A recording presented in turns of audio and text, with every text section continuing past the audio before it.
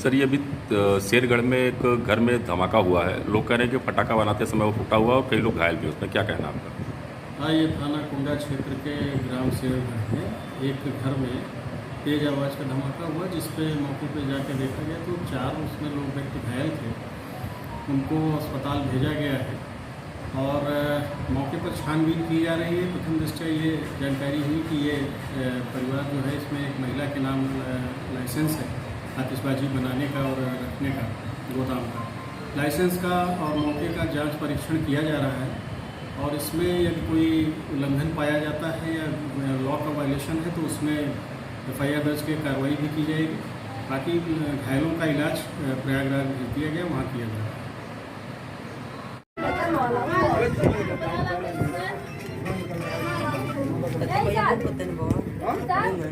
नहीं सही है, हिसाब सही है, ठीक हो जाएगा।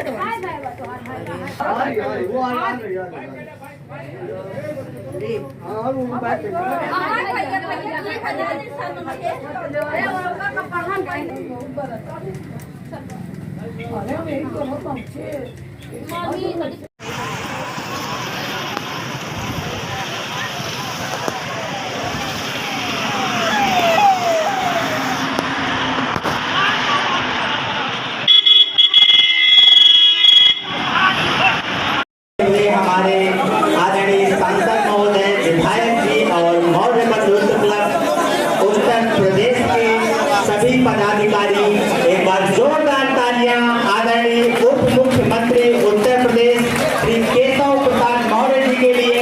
एक बार जोरदार तालियों से स्वागत, आभार, अभिनंदन।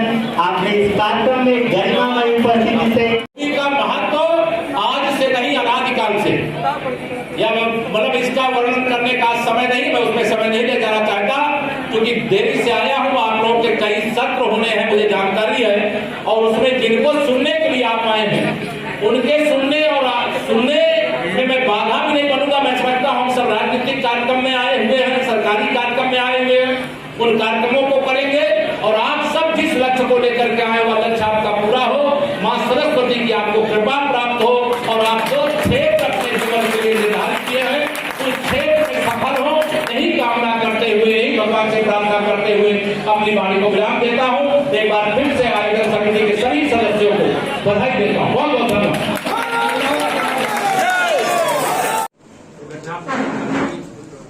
एक अच्छा अभियान इस प्रकार से आगे बढ़े, इसकी तैयारियां की जा रही हैं। अभी माननीय प्रधानमंत्री जी के आह्वान पर आजादी के 75 वर्ष पूरे होने पर हर घर तिरंगा का अभियान चला और वहाँ पूरे देश में बहुत सफल रहा है।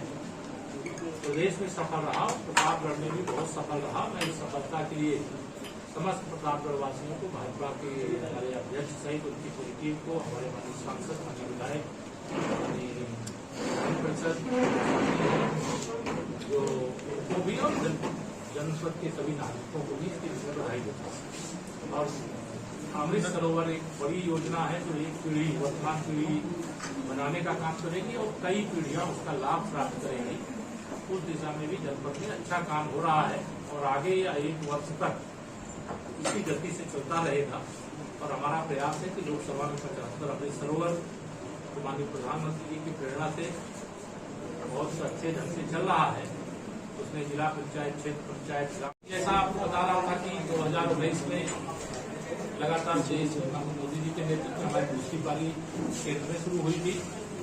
उसी प्रकार से उत्तर प्रदेश में भी 2022 में माननीय मोदी जी के नेतृत्व में प्रारंभ हुई है और देश और प्रदेश का डबल इंजन सरकार के माध्यम से व्यापक विकास हो रहा है।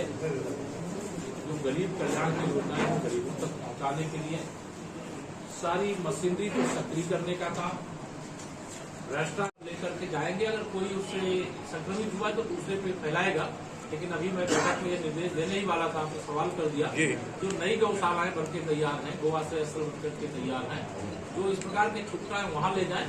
लेकिन हम किसानों की फसल को बर्बाद होने से बचाने और जो निराश्रित गौवंश है उनको ऐसे आश्रय स्थल पे पहुंचाने की सांसद जी के माध्यम से हम लोग ये बात पहुंचाते रहेंगे।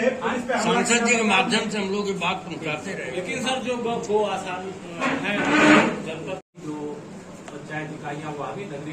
इकाइयाँ वहाँ भी लगी हुई हैं, लेकिन अभी हम लोगों ने यह भी तय किया है प्रदेश की ओर से कि हर गांव के अंदर कम से कम 2 और सरोवर जो तालाब है जो विलुप्त होने के कगार पर है, कोई भूमाफियाओं ने अवैध रूप से कब्जा कर लिया है, उनको खाली करा करके उन्हें भी अच्छे सरोवर के रूप में विकसित करके और आने वाली पीढ़ियों के वर्तमान पीढ़ी के माध्यम से सौंपेंगे।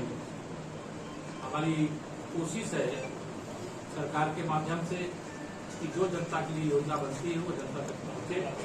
भ्रष्टाचार करने वालों के खिलाफ लगातार कार्रवाई की जा रही है और जनपद में भी मैं ये कह सकता हूँ कि आज अभी समीक्षा बैठक से पहले चूंकि आप सबके साथ बैठना पड़ा, कोई समीक्षा में अगर त्रुटि पाई जाएगी तो उस पर भी हम लोग कार्रवाई करने का काम करेंगे। सर बड़ा सवाल ये है, लखीमपुर हिंसा को लेकर जिस तरीके से पुलिस के ऊपर सवालिया निशान खड़ा हो रहा है कि पुलिस ने बयान बदला है, पोस्टमार्टम में जो है देर की गई, परिवार से इजाजत नहीं ली गई, इस पे क्या रिएक्शन? क्योंकि विपक्ष अखिलेश जो है लगातार बीजेपी पर निशाना साध रहे हैं।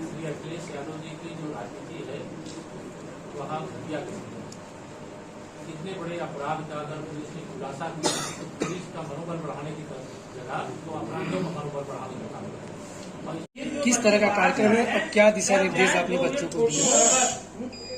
प्रतापगढ़ से हम बहुत प्रभावित थे। आज से करीब 7-8 साल पहले सरोज अपने भाई के साथ मेरे पास आया और दोनों भाई IIT कर गए। पता चला, जानकारी थी हमें कि उसके पिताजी मजदूरी करते हैं और प्रतापगढ़ से हुए, और वो जब भाई IIT किया तो हमारे पूर्व मुख्यमंत्री जी माननीय अखिलेश यादव जी, राहुल गांधी, स्मृति ईरानी जी के साथ साथ आमिर खान ने भी उस जमाने में उस बच्चे को बुलाया, मुलाकात की और सम्मान दिया। और प्रतापगढ़ के बारे में मेरी जानकारी बढ़ी कि यहाँ के बच्चे काफी मेहनती हैं, लगनशील हैं, इनको कुछ मौका देना चाहिए। बाद में उसके अभी जो शैक्षणिक राष्ट्रीय प्रोग्राम चल रहा है, इस प्रोग्राम की बहुत महत्ता है। हमारे चंद्रमौली जोशी साहब पूरी भीड़ इकट्ठी करते हैं, बच्चों को जागरूक करते हैं।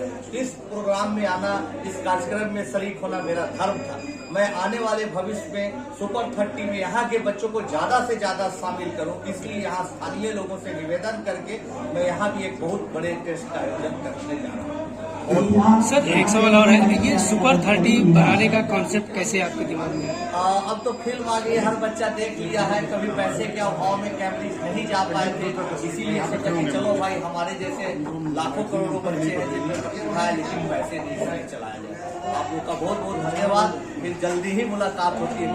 साल से आपका पैसा फंसा हुआ है। 2019 में हमने काम शुरू किया था जी और जी 2022 लग गया, 3 साल लगभग होने वाला है। 3 साल से हमारा भुगतान हो नहीं रहा। केंद्र सरकार, प्रदेश सरकार महिलाओं के लिए स्वयं सहायता समूह गठन करके महिलाओं को स्वावलंबी बना रहा है, अपने परिवार के जीविकोपार्जन के लिए महिलाओं को बहुत आगे बढ़ा रहा है। ऐसे में आप किसका दोष देती हैं कि आपने काम किया, आपने सामान की सप्लाई भी किया ग्राम सभा में और आपको पेमेंट नहीं हो रहा है? इसका जिम्मेदार कौन है? और मनरेगा योजना चल रही है, उसमें कौन से लोग हैं जो बोर्ड की सप्लाई कर रहे हैं इस समय? इस समय बोर्ड की सप्लाई मनरेगा के जो है हमारे DC सर हैं, वो भी काम देखते हैं। उनके पास भी हम लोग गए थे, विकास खंड जिलाधिकारी के पास भी गए थे, DM के पास भी हम लोग गए थे, लेकिन हमारी कहीं सुनवाई नहीं हो रही। बोलते हैं यहाँ जाके हमको लिस्ट ला के दिखाओ। हमने कितनी बार जो है लिस्ट उनको ला के दिया, ये बताया कि भैया ये हमने देख लीजिए हमारा कहाँ। पहले तो हमको कार ID नहीं मिल रही थी, वहाँ जाके हमको कल जो कार ID दिए हैं, फिर बोलते हैं कि पेमेंट हो जाएगा। यही तो हम 3 साल से देख रहे हैं, हमारा पेमेंट हो नहीं रहा। हम बहुत लाचार हो गए। कितने रुपए का पेमेंट आपका फंसा है? फंसा है हमारा 1,27,000। 1,27,000 का बोर्ड आपने बना करके जिन गांव का नाम बताया है उस गांव में आपने पेमेंट किया है। हाँ। और जबकि मनरेगा में प्रधान, ग्राम विकास अधिकारी और रोजगार सेवक, इन सब लोगों ने तो पूरा पैसा निकाल लिया है उस काम का। अपना निकाल लिए, लेकिन हमारा नहीं दे रहे हैं, हमको दौड़ा रहे हैं यहाँ वहाँ। वही तो हम चाहते हैं हमारे भाई, जो बोर्ड आप बनाती हो उस मनरेगा योजना के द्वारा कराए गए कार्य का प्रधान का नाम, रोजगार सेवक का नाम और कुल कीमत रोजगार योजना की लिखनी चाहिए कि कितने रुपए का प्रोजेक्ट है ये। लेकिन ये ऐसा देखने को तो मिलता नहीं है गांव सभा में। कुछ नहीं हो रहा है। अब बोर्ड आप लोगों ने दिया है, वो बोर्ड लगे नहीं है काम पे। प्रधान यहाँ से हमको फोन करके बोलते थे कि इतना बोर्ड हमको चाहिए मैडम, यहाँ लाके हमको बोर्ड दिला दो जी। और हम जो है यहाँ से ले जाके बोर्ड उनको सप्लाई कर, लेकिन वो लगवाते नहीं थे। इसमें हमारी क्या गलती? वर्तमान समय में कौन बोर्ड दे रहा है? ब्लॉक वर्तमान मानदाता समय में। में अभी जो है सहज आजीविका स्वयं सहायता समूह जो नीलवली से चल रहा है, इसका बराबर पेमेंट हो रहा है इनके साथ कोई, लेकिन हम लोगों के साथ गद्दारी हुई। नहीं, और भी तो जैसे कल प्रकाश में आया था कि आपके साथ कई महिलाएं गई थी वहां बोर्ड का काम करने के लिए, देने के लिए। तो जैसे ग्राम विकास अधिकारी हो गए, प्रधान हो गए, रोजगार सेवक हो गए, इनके सगे संबंधियों को बोर्ड